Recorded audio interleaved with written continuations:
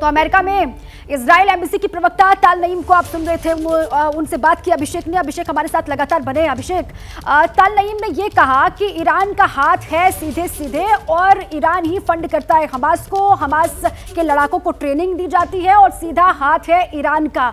और अगर ऐसा है तो ये युद्ध जो है वो भीषण होता हुआ दिखाई दे रहा है, ये जंग और भीषण।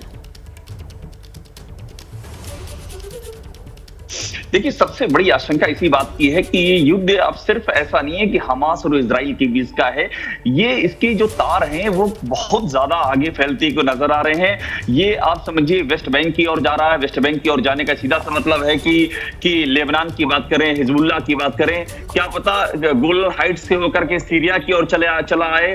अब इसमें टर्की का क्या रोल होगा वो भी सामने आएगा। और एक बात हमें याद रखनी होगी, जो कि अभी आशीष कह रहे थे, जिस तरह का डिवीजन हुआ है मिडिल ईस्ट में, आप सोचिए सऊदी अरब और कतर ने बाकायदा बयान जारी कर दिया और बयान जारी करके उन्होंने पूरा इंडिकेशन दिया है कि वो इस पूरे मामले में फिलिस्तीन के साथ हैं।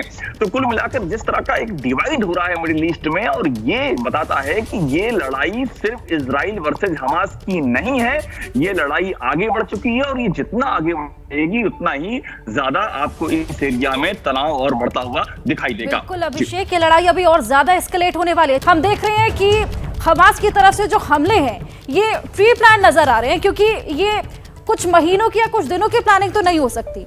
देखिए, जो अभी अभिषेक बता रहे थे बिल्कुल सही बता रहे थे। और इसमें और एक चीज़ मैं जोड़ दूं आपके सवाल के जवाब में, कि इसके अंदर पाकिस्तान का भी रोल हो, ये भी हम नहीं नकार सकते। क्योंकि मैं कल किसी हैंडल पे ये देख रहा था कि वो अपने इक्विपमेंट की कहीं बढ़ाई कर रहे थे जो कि फ़िलिस्तीनियों के पास हैं, और फ़िलिस्तीनियों को आधिकारिक तौर पर मिलिट्री एकेडमी काकुल में वो ट्रेनिंग भी देते हैं। ये बिल्कुल ऑफिशियल है। वो फ़िलिस्तीनी अधिकारियों को मिलिट्री एकेडमी काकुल में ट्रेनिंग भी देते हैं। तो पाकिस्तान का भी इसके अंदर रोल हो सकता है इस पूरे प्रकरण में। और धीरे धीरे जैसे चीज़ें निकल के आ रही हैं, इसमें एक और चीज़ हमें बड़ी क्लियरली आइडेंटिफाई करनी चाहिए कि हम सब फ़लस्तीन के साथ भी हैं। ऐसी बात नहीं कि फ़िलिस्तीन के साथ नहीं है, लेकिन हम हमास के साथ नहीं हैं, हमास के टेररिज्म के साथ नहीं हैं। हम फ़िलिस्तीन के जस्ट कॉज के साथ हैं।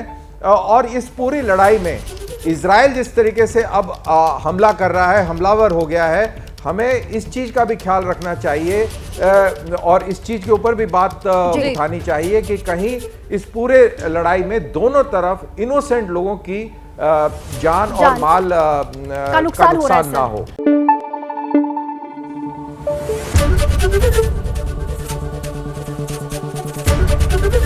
एबीपी न्यूज़ आपको रखे आगे।